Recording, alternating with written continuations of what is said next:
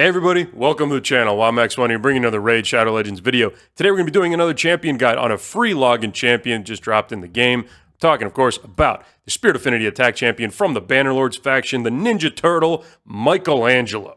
Today I'll be breaking down his kit, I'll be showing you different builds for PvE and the arena, and finally doing an arena, dungeons, and Doom Tower hard showcase. So with that, let's get into it. So Michelangelo was introduced into Raid in August of 2025 along with the other Ninja Turtles in the Ninja Turtles collab, probably my favorite one of all time. This champion excels in wave-based content, having great abilities like debuff spread, a taunt, and a lot of survivability built in, and doing pretty decent damage, great in both PvE and in the arena depending on how you build him. So with that, let's take a look at his kit and see what makes him so special.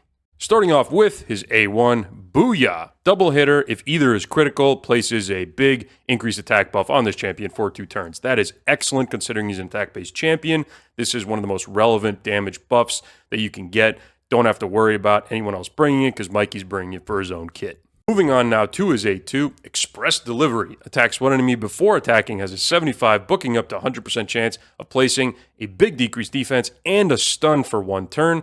The stun will ignore 25% of the target's resistance if the attack is critical, which it should be, then applies a debuff spread effect, taking all debuffs from the target and placing them on all enemies. This will once again ignore 25% of each target's resistance if the attack is critical. 4 turn, booking down to a 3-turn cooldown. What an excellent A2 for any champ, much less a free one. This is so good, so applicable in so many areas of the game. This is especially great in any wave-based content, Hydra, Arena, Doom Tower, having one of the most relevant damage debuffs, if not the most relevant damage debuff in the entire game, having a spot stun. Now, unfortunately, debuff spread does not work for certain hard crowd control effects like stun, so you're not going to be able to just AoE stun. This is not an Odin A2. However, it is still so good in places like Hydra. Let's say you have a Hydra head that survives a big AoE nuke, and you have 3 exposed heads that have absolutely no debuffs. You can just use this A2 on the last remaining head and spread all the other debuffs you had on it onto the exposed necks and continue DPSing. This is so powerful if used correctly. Moving on now to his A3, Shell Cyclone. Attacks all enemies, has a 75, booking up to 100% chance of placing a big decrease attack and leech for 2 turns, once again ignoring 25% of each target's resistance if the attack is critical. Then places a taunt buff on this champion for 2 turns, 5 turn, booking down to a 4-turn cooldown. Very interesting kit on Michelangelo so far. This A3 is a much more supportive ability. This is something that you would see to support your damage dealers, so you're bringing survivability with these 2 debuffs and a taunt, which is really good at increasing survivability for your primary damage dealers in wave-based content. On his A2, we've got, once again, kind of a supportive A2, although the decreased defense is just really good, and there's actually really good multipliers on this attack, so he's going to be dealing some good damage with this and with the A3 as well.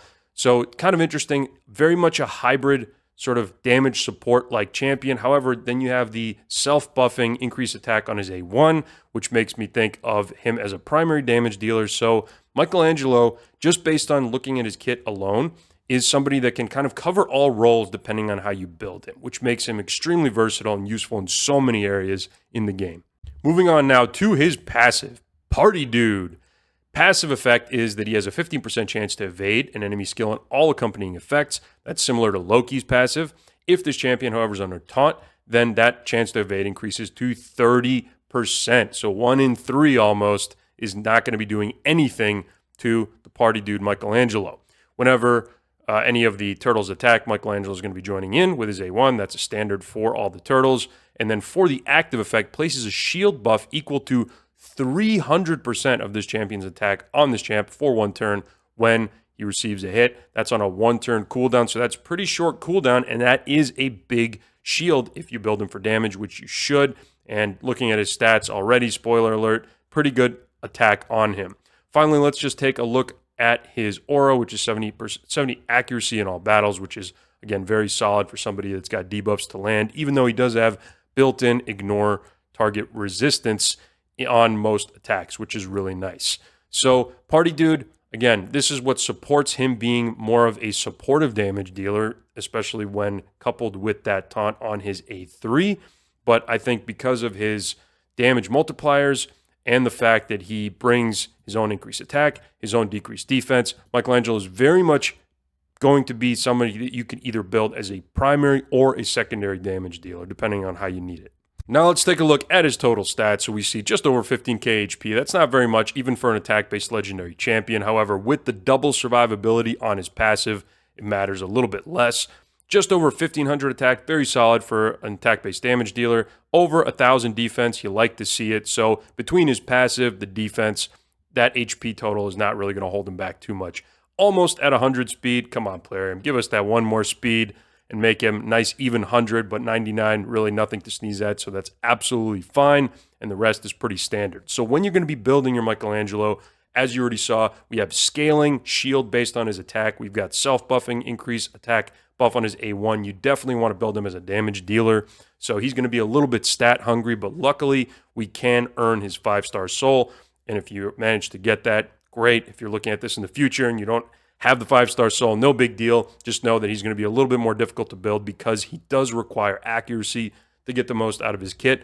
Luckily, he does have the built-in ignore target resistance percentage, so it's not going to be as difficult for all content. But for some reason, the decreased defense debuff does not have that, so you still want to build him with as much accuracy as you need for all content. So make sure that he has enough accuracy to land debuffs for whatever content you're bringing him in.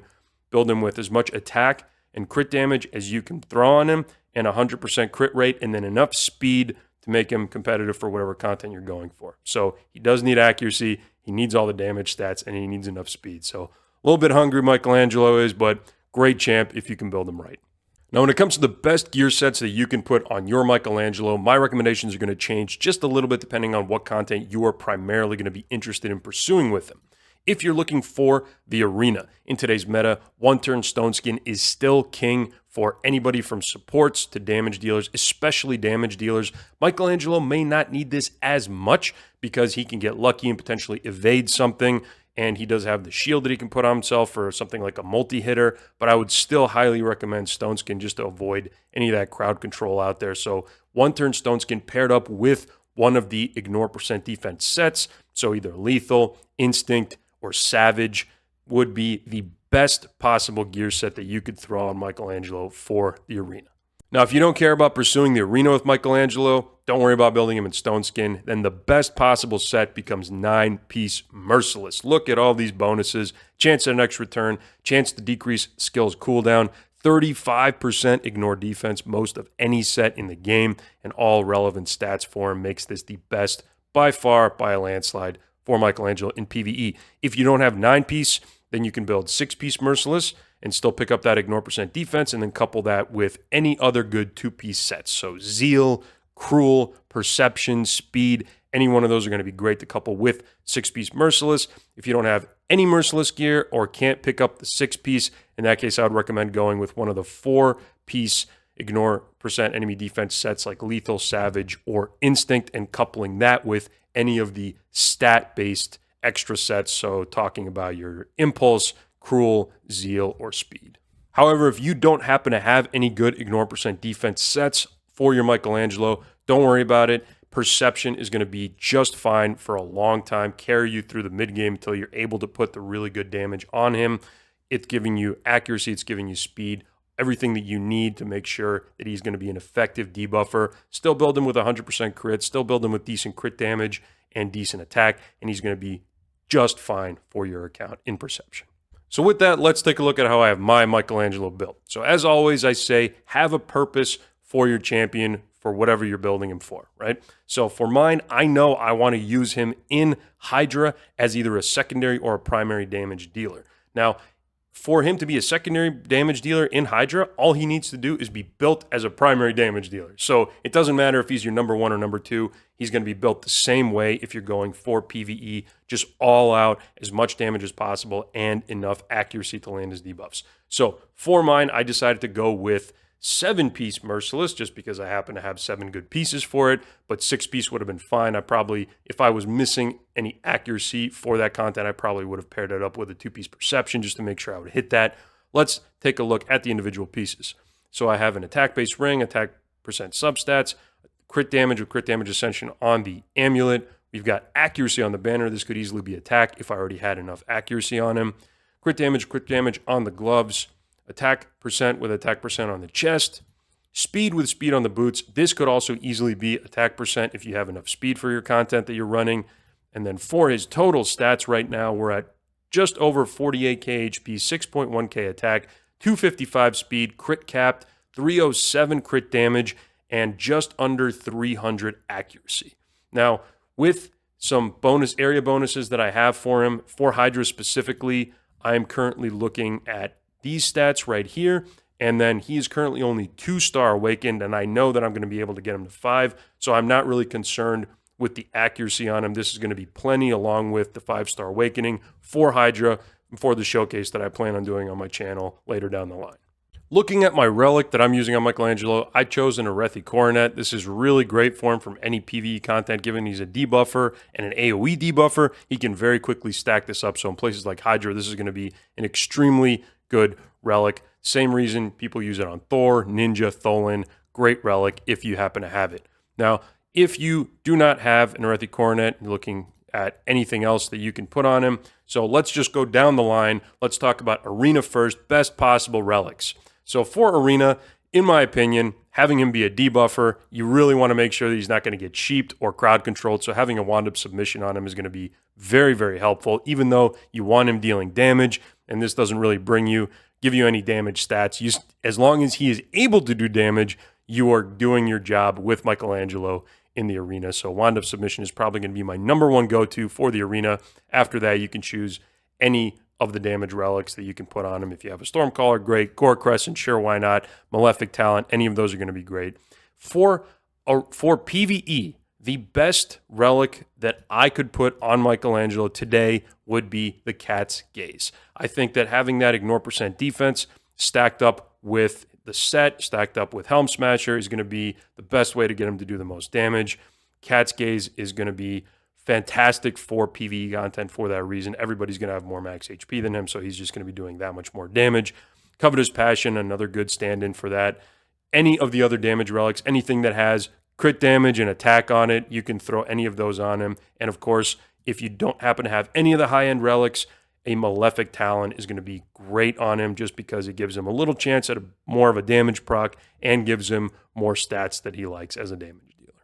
For blessings on Michelangelo, you have quite a few good options you can go with. As you can see here, I decided to go with the Nature's Wrath blessing for the same reason that I'm going with an Relic Coronet as my relic. He is a debuffer who excels in longer encounters. This is going to give him just flat extra damage the more debuffs he puts on, especially once I get him to 5-star awakened. It's going to give him all the way up to 15% extra damage. So this is going to be really great for any longer encounters like Hydra in PvE.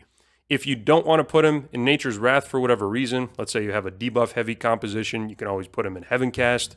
It's going to be the same kind of damage boost if you have 10 buffs that are rolling and maybe have a lot of buff extenders. So this is going to be another reliable way of doing that, but really there's no reason not to use him in Nature's Wrath if you're going to be going for just flat extra damage route. If, however, you have your Michelangelo with 6-star awakening, if you're lucky enough for that, then Crushing Rend immediately becomes the best possible damage blessing for him for PvE and PvP as well. But in PvP, I recommend instead going with something like a Lightning Cage. Having that Stone Skin stay on Michelangelo is going to be so helpful. So for me, my #1 choice probably would be Lightning Cage. As you can see in Arena, from my experience, I err with more defensive options for relics and for blessings. But if you want to go all-out offense, then by all means, you can even go with Soul Reap if you want to for the Arena, just to make sure you get that execute threshold if you need that extra little punch to take out the opponents with Michelangelo. So all good options for him, just depending on exactly how you want to use yours. And finally, to round out his build, as he takes a bite of pizza over there or smells his pizza, let's go for the Masteries and take a look there. So for my primary tree, I went down the offense tree and picked up Helm Smasher as my tier 6. Now, because I'm stacking ignore percent defense, the more ignore percent defense I stack to get as close as possible to 100%, the more valuable it becomes. So if you are not stacking or not at the point at which you can build your Michelangelo as an ignore percent defense nuker, then instead I would go with War Master for PvE content. or just for all content in general. And then once you have the ability to put on like a Savage set or a Lethal set on him, at that point I would put him in, I would switch my tier 6 mastery to Helm Smasher. But for the rest of these, all pretty good for PvE.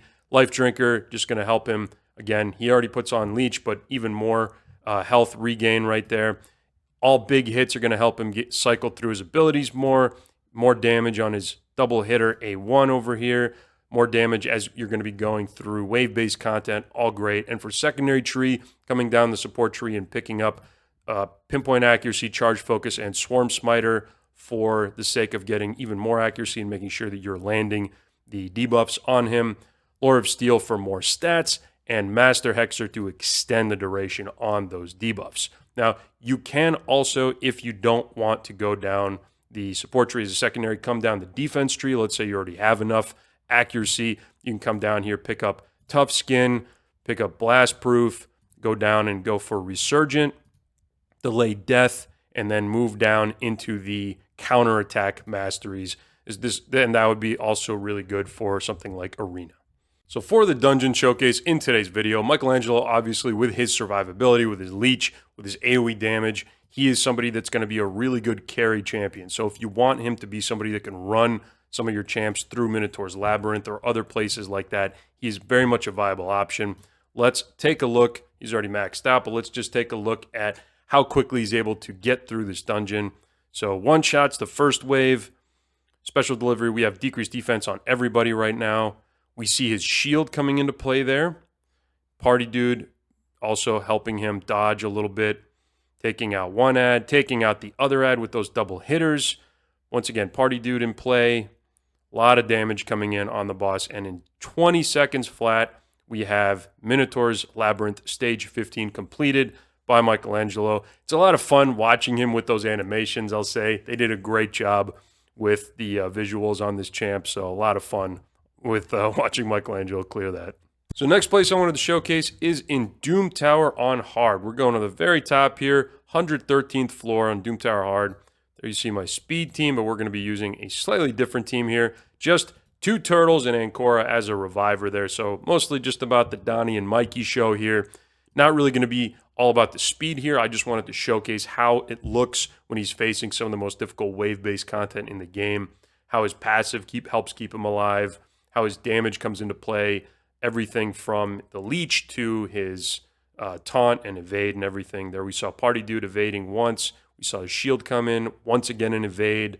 Having that 30% evade when taunt is up is so incredibly helpful for a DPS or a damage-dealing champion like Michelangelo. Between that and his leech that he puts up and the damage that he does, really shouldn't be that difficult to keep him alive at all. But we have paired him up here with 2 great supports, of course, and a little bit slower going here. Again, he's not going to be somebody that just completely clears waves one shot. You know, he's not really built to be that kind of a champ. He's not a Marius, for example, but he is really great at doing some really good damage. He can be this if you need him, as you can see here. He's getting through the waves. It's just taking a little bit of time. But again, for places like Hydra, if you're talking about early game, Michelangelo can easily be somebody that carries you pretty much everywhere on your account. If you're talking about more of a mid to later game account, what can he do that is actually going to be competitive with some other champions? I think that the debuff spread on his A2 specifically is what's going to give him a lot of value. That's going to make him really good in Hydra and certain Hydra teams, because having the ability, once again, as I mentioned in the beginning when we were talking about the Hydra head scenario, if you have one Hydra head that survives a big AoE nuke, it's got all the debuffs on it. It's got the decreased defense, the weaken, the HP burns. It's got all that waiting on it. And then the 3 other exposed necks are suddenly available. Michelangelo goes in with his A2. All those debuffs spread to every other exposed neck, and then your damage dealers can just continue going in and doing the damage. So hopefully you were watching there as I was blabbing on. But once again, he is so good at staying alive. I've been watching how many times Party Dude has popped up on him, and it's been very consistent. There you see it again. 15% chance without taunt, 30% with taunt is still amazing. And it's not just a damage block, it is a complete evade. This is the reason that Loki is one of the most annoying champs in the game, Michelangelo has that same advantage using that evade passive.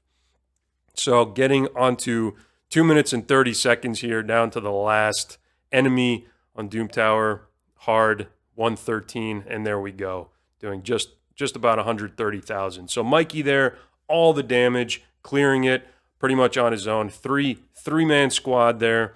I can't wait to get more of the turtles together to see them all interact. But yeah, Michelangelo, for a free champion, I think he's one of the best ones we've had in a long time. Great champ, and as you can see, fantastic for wave-based content.